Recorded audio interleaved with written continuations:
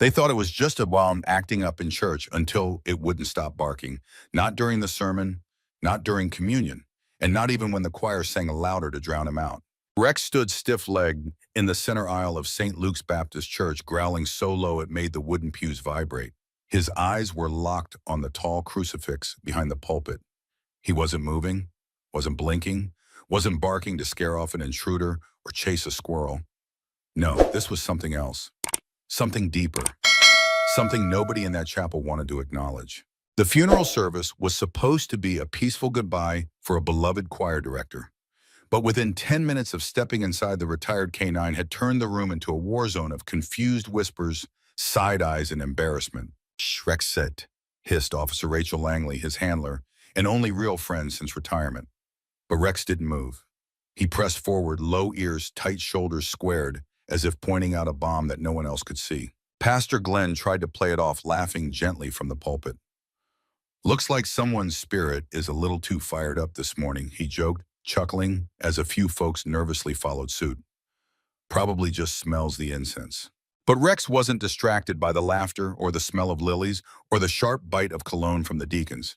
His body was tensed like a spring, every inch of him focused on that wooden cross. Rachel grabbed his leash. "Come on, buddy, that's enough." He didn't budge. And when she tugged harder, he let out a single sharp bark that made an old woman 3 pews back drop her tissue box. People began to murmur, "Is he trained? He's retired, isn't he? What's wrong with that cross?" 3 hours later, the church was empty again. The folding chairs had been packed away. The choir robes hung neatly behind the altar. A few leftover cookies sat sweating on a plastic tray in the fellowship hall. But Rachel stayed behind. So did Rex. He was sitting in the same exact spot in the aisle, eyes still trained on the crucifix, now silent but visibly alert. Every time she tried to lead him out, he pulled back like something tethered him there. Rachel sighed and sat in the pew closest to him. "What is it, boy?" she whispered. The church was dead quiet. No traffic outside, no humming air vents, just stillness.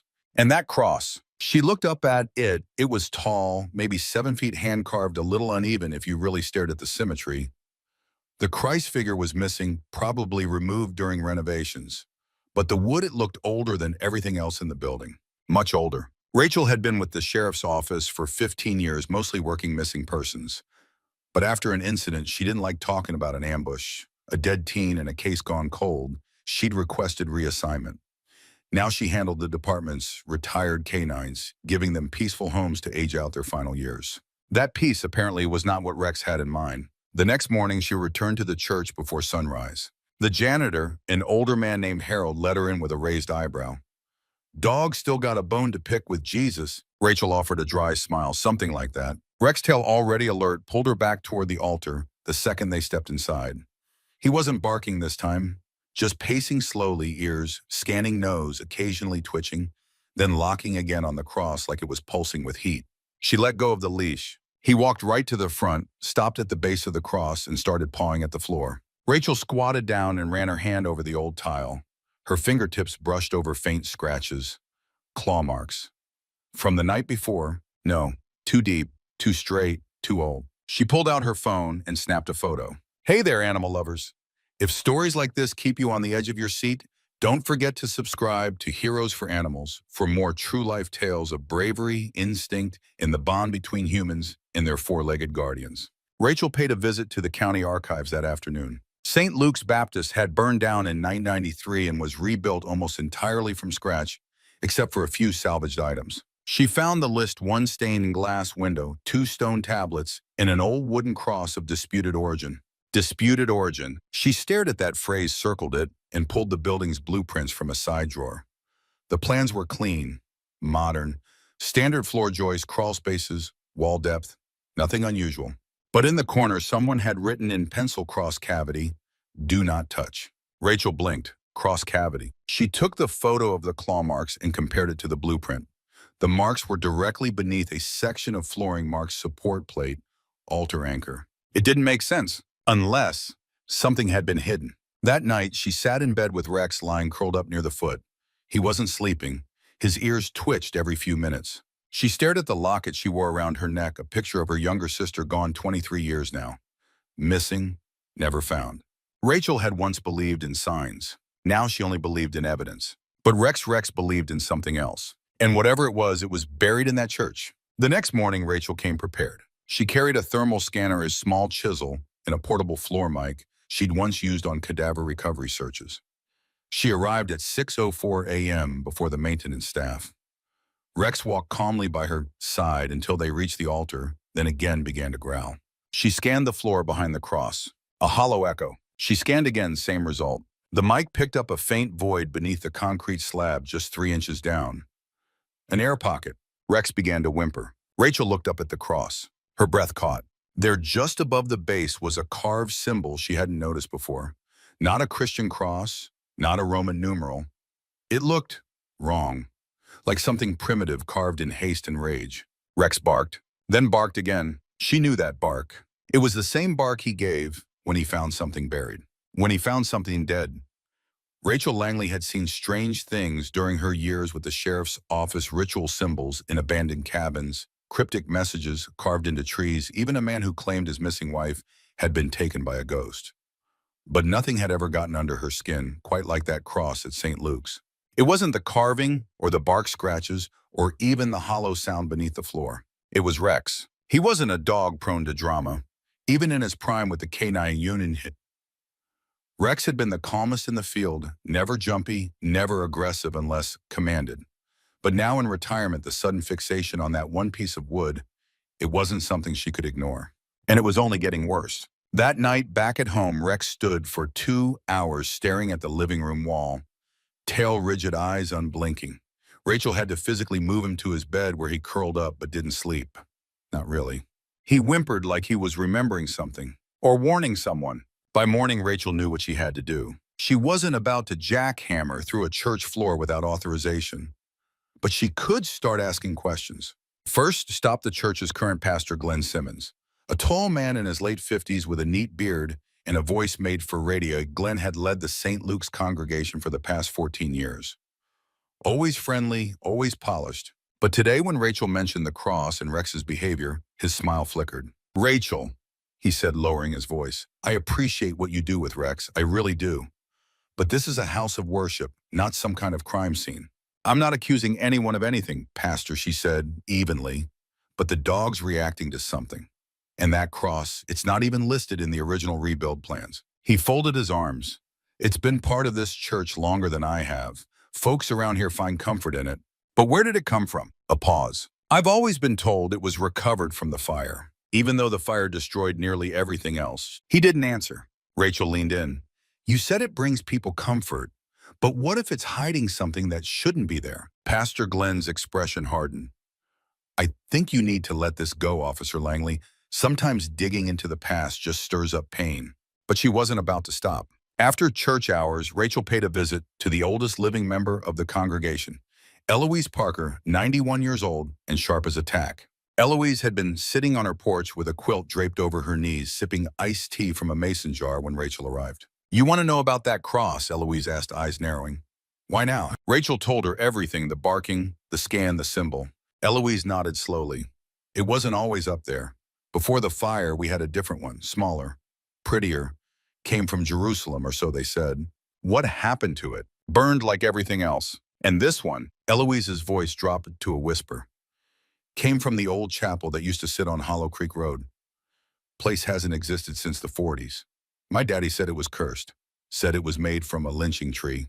Rachel blinked. "Excuse me." "They carved it from the same oak that hung 3 men in 1912. Said it was a way to redeem the wood, to make it holy again." Her eyes went cold. "But you can't pray evil away, child, not like that." Rachel drove straight to Hollow Creek. There was no chapel anymore, just a crumbled stone foundation in the middle of a patch of trees. But Rex jumped out of the truck like he just sniffed fire. He darted straight into the woods and stopped at a tree stump, sniffing and growling softly. Rachel stepped closer. The tree had been cut low, almost at the roots, but its size suggested it had been massive. Old. She looked up at the sky, then back at Rex. "Is this where it came from?" Rex pawed the dirt and gave one low, steady bark. That night, Rachel couldn't sleep. The house was too quiet and the wind outside too loud. At 3:27 a.m., she heard a scratching noise, soft at first, then sharper. She ran downstairs. Rex was at the back door, growling at the porch like something or someone was out there. Rachel flipped on the floodlight. Nothing. She opened the door and stepped outside barefoot, holding her flashlight in one hand and her phone in the other. Still nothing, until she turned around and saw the scratches. 3 deep grooves carved into the wood just outside the door. Fresh. She dropped to her knees and examined them. Too high for Rex. Too deliberate for an animal. She stood quickly, locked the door, and leaned her back against it. What the hell is happening? The next day, Rachel met with someone she never thought she'd call again. Tom Granger, a retired forensic archaeologist who'd once worked with the FBI to uncover a mass burial site during a case in Tennessee. Tom lived off-grid now in a trailer near Lake Geneva. He opened the door shirtless, holding a cup of black coffee and squinting into the sun. "Rachel Langley," he muttered. "Didn't expect to hear from you. Thought you were done chasing ghosts." "I am," she said. "But my dog isn't." Over a campfire and 2 beers, she showed him the photos, the claw marks under the cross, the hollow sound from the mic scan, and the strange symbol. Tom leaned in. "That's not Christian." "No kidding. It's Norse? Pre-Christian. Some kind of protective rune, except it's inverted, which means it's meant to trap something and not keep it out." Rachel stared at him. What the hell would a Norse rune be doing on a Baptist crucifix in Alabama? Tom shrugged. "Wrong question. What's the right one? Who put it there?" Rachel drove straight to the church. She didn't knock. She walked in and went straight to the altar, where Rex immediately began barking again. She placed a hand on his back. "I know, buddy. I know." Then she pulled out her scanner. Again, the same reading hollow. Only this time she pulled out a small hammer and gently tapped the floor. Thunk, thunk, thud. The last one sounded different, like the echo dropped into something deeper. She looked up. The cross loomed over her. But now she could see it knew cracks in the base, as if the floor had shifted. Something was down there, and it was pushing back. Rachel didn't tell anyone she was coming back that night. She waited until the town was asleep, until the lights in Pastor Glenn's house across the road went out, and the chapel stood quiet under the moonlight like a tomb that hadn't been disturbed in years. But she wasn't alone. Rex rode in the front seat beside her, calm but alert. His ears flicked every time the tires crackled over gravel. The church had no alarm system, just a rusty deadbolt and a set of doors that stuck on humid nights. Rachel slid them open with a shoulder shove and a quiet prayer that she wasn't about to break the law in the name of truth. Or maybe she already had. The hammer, chisel, and portable light rig she carried weren't for show. This wasn't a hunch anymore.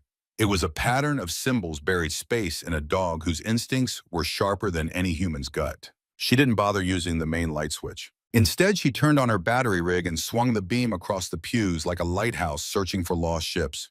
Dust floated in the air, catching the light like ash. Rex moved ahead of her, slow and sure, until he reached the base of the crucifix again and sat down. Silent, watching. Rachel dropped to one knee and ran her fingers along the tile. She found the spot she'd marked before near the support plate, cold tight, subtly raised. She slipped on her gloves and started to dig. The first layer came up easy, just old grout and a few thin slabs. Beneath them, a concrete patch about 2 feet wide ran beneath the cross's footing. Rachel tapped it with the hammer, dull and solid on one side, hollow and soft on the other. She started on the softer end. The moment the chisel bit through, a foul, dry stench rolled up like something that had been buried too long beneath wet leaves and forgotten bones. Rachel gagged, pulled her shirt over her nose and pressed forward. Beneath the concrete, dirt, packed tight and dark, unnatural in color.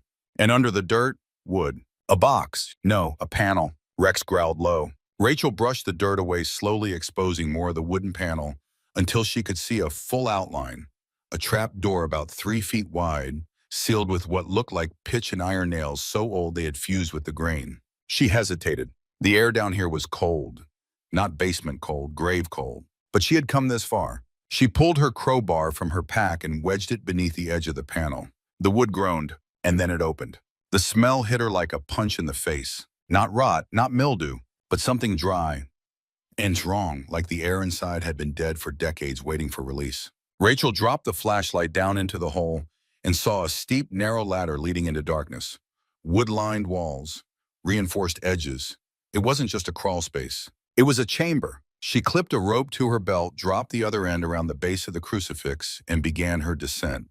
Rex barking once before lying flat on the floor, unwilling to follow. "I'll be quick," she whispered. "Don't let anyone in." The chamber was about the size of a root cellar, 8 by 10 low-ceiling dirt floor. The flashlight beam flicked against something in the corner. A small bench, and next to it chains. Rachel crouched, heart racing. The chains were old, rusted, anchored to the wall with bolts as thick as her wrist. On the floor beside them, remnants of fabric, a single black shoe, and a tin locket caked in dirt.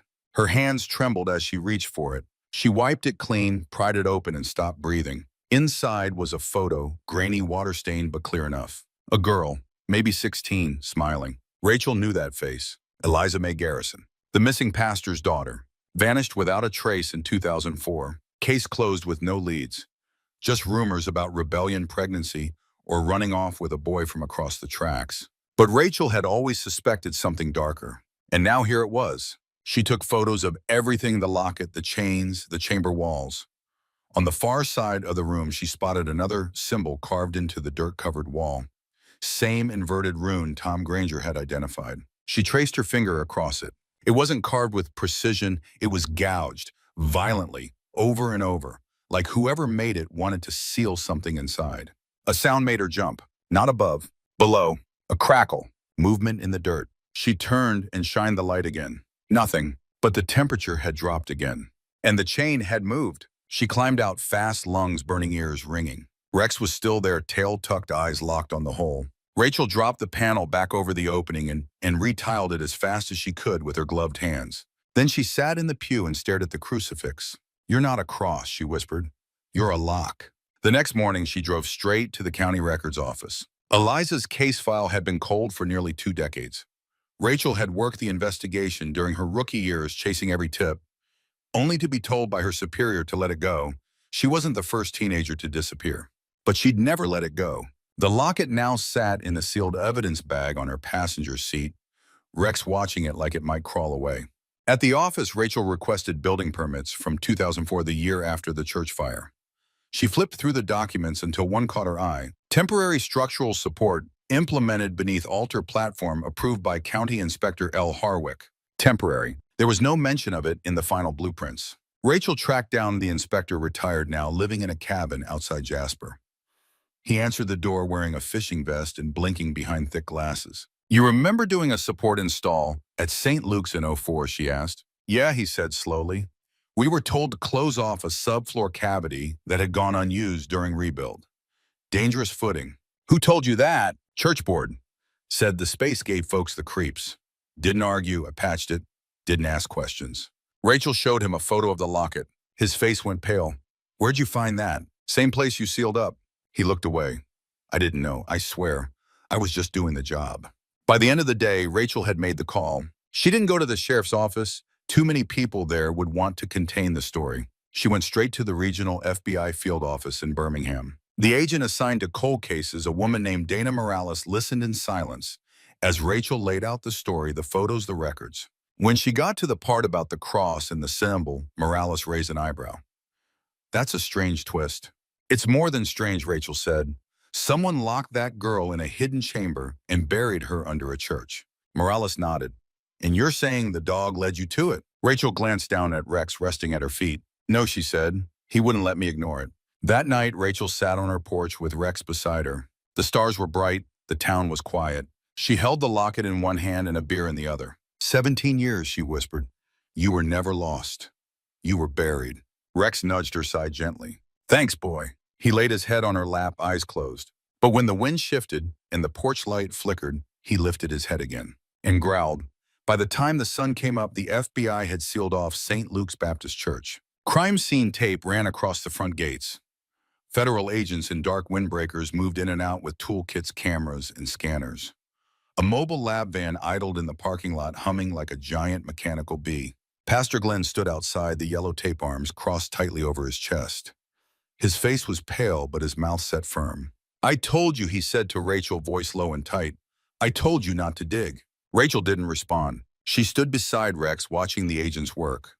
The cross had already been removed, cut away from the altar, and laid on the grass outside like a fallen totem. Without it, the chapel looked naked, wounded, exposed. Agent Dana Morales approached, holding an evidence bag. Inside was a weathered, leather-bound journal, half-burned, the cover singed at the corners. "We found it tucked behind the paneling in the chamber," Morales said. "Belongs to Eliza. Initials are inside the front cover." Rachel took the bag carefully. She kept a journal. Morales nodded. What's left of it? Some pages survived. It's not easy to read. Show me. They walked to the mobile lab where the pages had been gently flattened and scanned. Morales handed Rachel a few printouts. The entries were dated from late 2003 to early 2004. The handwriting was neat with little hearts drawn over the lower cases, but the content turned cold fast. He touched me again last night. Said if I told anyone I'd be punished. Mama doesn't believe me. Says I make things up. But I know I'm not crazy, I told Pastor Glenn. He told me to pray harder. They locked the basement again. I think something bad happened down there before. Rachel's stomach churned. She flipped through another page. He said he'd make me part of the foundation, that God would forgive him if I disappeared. She closed the file. Jesus. Morales nodded grimly. DNA from the remains matches Eliza. Cause of death appears to be asphyxiation and dehydration. There are signs she was restrained, possibly for days. Rachel turned to look out the van window. The crucifix lay there like a lie finally unearthed. News spread fast. By the next afternoon, half the town knew what had been found beneath the church. The local newspaper ran a front-page headline, "Missing Girl Found Buried Under St. Luke's." Local news stations parked vans outside the church gates. Reporters hounded congregants for statements. The community was in shock, but not for the reasons Rachel expected. Some people cried, some were angry, but others denied it. She ran away, one man told a camera crew. That cross has nothing to do with it. I don't believe that story for a second, a woman snapped on Facebook Live. The FBI's just stirring the pot. A retired deacon claimed the whole thing was a witch hunt. Rachel sat at her kitchen table that evening, scrolling through social media with one hand and petting Rex with the other. The comments weren't all kind. Fake story to bring down the church. She probably got herself killed. They're blaming God for what one man did. It made her skin crawl because she knew how silence worked, how it covered things up not with lies but with doubt, with maybes, with let it go, with don't dig. But the silence was breaking, and now the truth had a name. Eliza May Garrison. The following day, Pastor Glenn was brought in for questioning. He didn't resist. He sat across from Rachel and Agent Morales in a quiet interview room at the county building, fingers laced on the table, eyes downcast. "We know Eliza came to you," Morales said. "We have her journal. She says she told you everything." Glenn nodded slowly. "She did."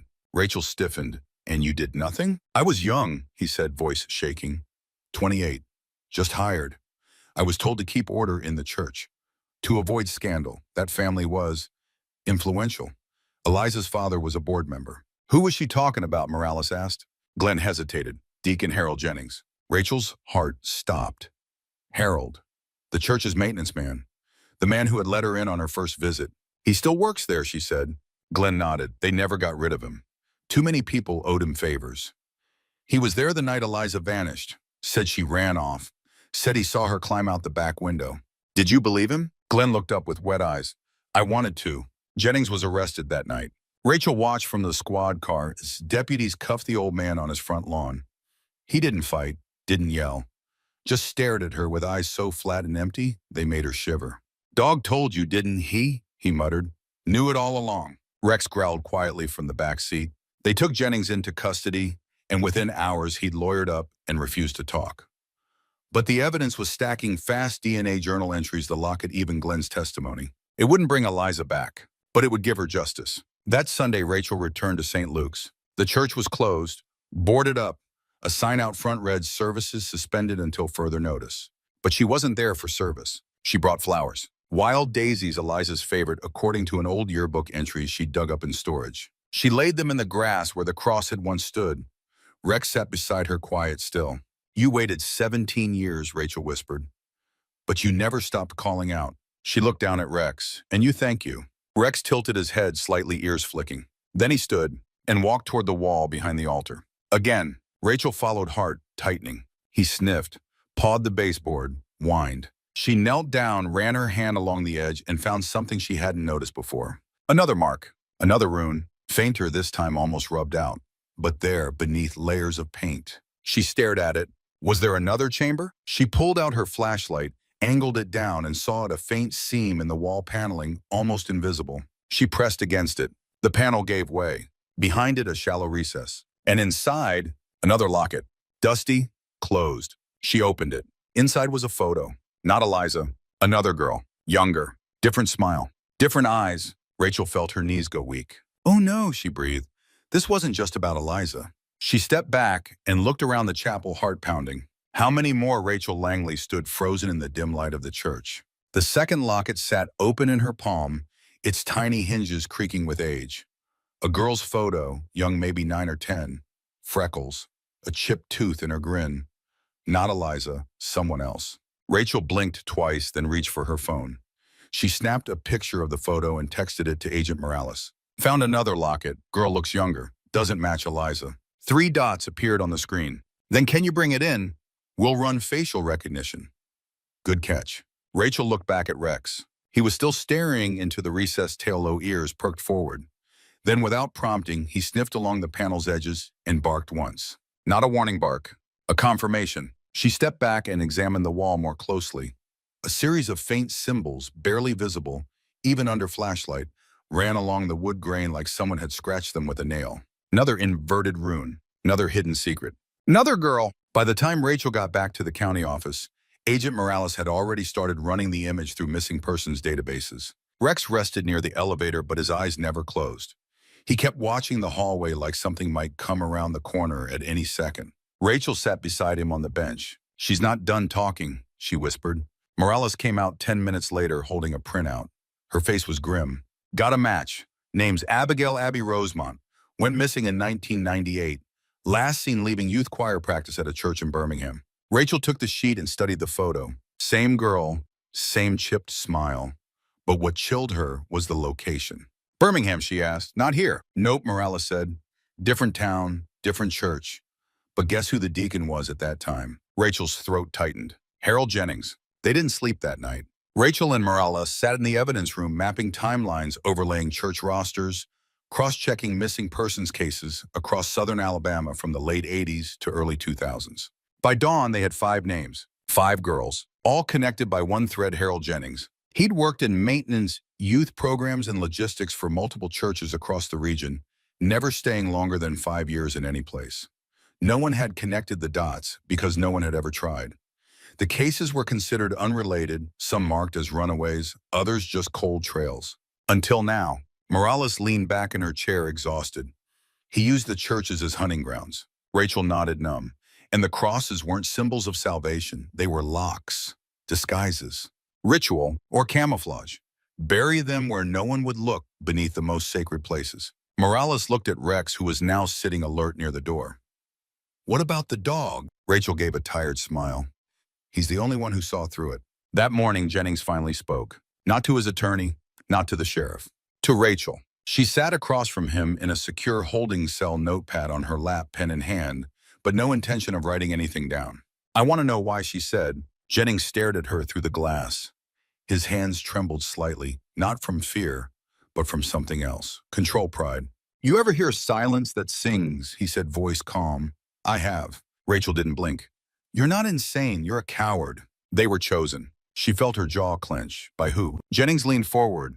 By the walls. They speak if you listen. And the cross. You murdered children, she snapped. And you hid them in churches like trophies. He smiled, thin and cold. I didn't hide them. I offered them. Rachel stood up. Enjoy hell. As she walked away, Jennings laughed softly. I already have. The next day, demolition crews arrived at St. Luke's. Under federal order, the church would be deconstructed, beam by beam. Morales wanted every piece of wood, stone, and tile cataloged. If there were more hiding places, more bodies, she was going to find them. Rachel stood near the edge of the property, Rex by her side, as the heavy machinery rumbled into place. It's weird, Morales said, joining her, watching a church come down. Rachel nodded. It was never a church. Not really. They watched as the workers removed pews, pulled floorboards, peeled back layers of history. Beneath the altar, they uncovered another hidden space shallower than the last. Inside was a box. Inside the box, locks of hair, a silver ring, and a broken child's sandal. Another name added to the list. Another family waiting for closure. 3 weeks later, the story went national. Canine dog helps expose serial predator in southern churches. Faith and fear the man who used religion to hide murder. Dog's instinct leads to multiple victims under church altars. Rachel sat through 5 interviews, gave 3 statements to major outlets, and even turned down a book deal. She didn't want to profit off this. Neither did Rex. He just wanted quiet, peace. So Rachel filed retirement papers for herself and for him. They moved to a small cottage near the lake. No sirens, no case files, just birds, pine trees, and the sound of wind brushing the water. But even there, Rex would sometimes stop at the base of a tree, stare up and growl soft, uncertain. Rachel would kneel beside him and whisper, "It's okay, buddy. Nothing buried here." Still, she checked anyway. Every time. One evening, months later, Rachel received a package. No return address. Inside, a single page from a torn book. On it, a symbol, an inverted rune, just like the one on the cross. Underneath it, coordinates. A GPS pin, somewhere in Georgia. Rachel stared at it for a long time. Then she walked to the living room, knelt beside Rex, and clipped his collar. "You ready?" His ears perked. He stood. They left before sunrise, because the walls weren't done speaking, and Rex still remembered how to listen. The dirt road that wound through the backwoods of northern Georgia was barely marked. Overgrown brush clawed at the sides of Rachel's truck as she drove slowly past the rusted gate the GPS had led her to.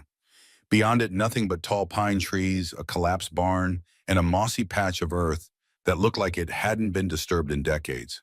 Except Rex knew better. He'd been silent the whole ride, but the moment Rachel opened the truck door, he jumped out, sniffed the air, and locked onto something unseen. His body stiffened. He stared at the base of the old barn foundation, then let out one sharp bark. Rachel followed him, heart heavy. She carried a field shovel and a thermal scanner, now tools of instinct and regret. She no longer questioned these calls. If Rex said something was buried, it was. They reached the spot together. No markings, no cross, just silence. Rachel pressed the scanner to the ground. A hollow shape blinked back on the display. She didn't hesitate. She dug. 2 hours later, the shovel struck metal. Not a coffin, a trunk, old, heavy, padlocked. She broke it open with the claw end of the shovel and lifted the lid. Inside, wrapped in plastic and flannel, were tiny bones. And a name tag. Caroline Watts, age 6, missing since 1996. Rachel knelt in the dirt, breath caught in her throat. There were no words for moments like this. Only grief, only reverence. Rex stood beside her and let out a soft whine. They stayed there until sunset, until the light turned gold and the shadows stretched long across the field. The discovery made national headlines again. By now, Harold Jennings had been indicted on 6 counts of murder with 3 more pending. All were confirmed through remains artifacts or journal entries, all hidden beneath altars, inside walls, or beneath properties tied to small rural churches. Rachel testified at the trial, so did Agent Morales. The case, people said, was airtight. But Rachel didn't care about the trial. What mattered was that the girls had names again. Gravestones, not just empty file folders and forgotten filing cabinets. Rex was honored at a public ceremony hosted by the FBI and the Department of Justice. They called him a hero with a nose for the unspeakable. They gave him a medal. They gave Rachel a plaque. But the only thing Rex wanted was his blanket and a quiet spot under the porch. By that winter, his walks had slowed. His eyes grew a little cloudy. His joints ached even with the meds. Rachel cooked for him every night. Chicken, rice, and vegetables, whatever he wanted. She knew his time was coming. But she refused to rush it. One night, just after Christmas, the wind picked up outside. Snow hadn't started yet, but the cold was biting. Rachel lit a fire in the hearth, poured herself a cup of tea, and sat beside Rex's bed with a fleece blanket in her lap. He lay curled up, breathing softly, his nose twitching now and then, as if chasing something only he could smell. Rachel reached down and touched his ear. "You did good, buddy." He opened his eyes and looked up at her just once. Then he laid his head down again, and didn't lift it. The funeral was small. Just Rachel, Agent Morales, and a few local officers who had once worked with Rex during his prime. They buried him beneath a tall pine on Rachel's property beside a carved stone that read, "Rex, 2013 to 2025. He heard what others wouldn't and listened until they were found." Rachel placed a folded flag on top, then added a worn locket Eliza's. It belonged there now. Part of the story, part of the silence finally broken. A month later, Rachel received a letter from one of the victims' families. Inside was a photo of a little girl holding a microphone, smiling shyly at a church talent show. On the back it read, "She loved to sing. Thank you for finding her." Rachel didn't cry often anymore, but that day she did. Time passed. The old churches were demolished or repurposed. A national task force formed to re-examine church-affiliated cold cases. A bill was introduced in Congress, the Rex Act, to provide federal funding for retired K-9 units to assist with missing persons investigations. Rachel went back to teaching basic K-9 training courses part-time, but mostly she stayed home. Sometimes she'd wake up at night and swear she'd still hear scratching at the baseboard, or a bark echoing in the trees. But when she got up and opened the door, it was just wind and memory. One spring morning, Rachel was working in the garden when her new pup, a floppy-eared rescue she named Shadow, came bounding around the corner with something in his mouth. She reached out to grab it. A torn scrap of wood, weathered, with a symbol carved into it. An inverted rune. Rachel stood up slowly and looked toward the distant woods. Not again, she whispered. Shadow barked. Just once. Thank you for following Rex's journey with us. If this story moved you, we hope you'll take a moment to reflect on the powerful bond between animals and humans and the ways they help us uncover truth even when it's buried deep. What would you have done if your dog kept barking at something no one else could see? Would you have listened? Let us know your thoughts in the comments below. And don't forget to subscribe to Heroes for Animals for more true stories of courage, connection, and justice.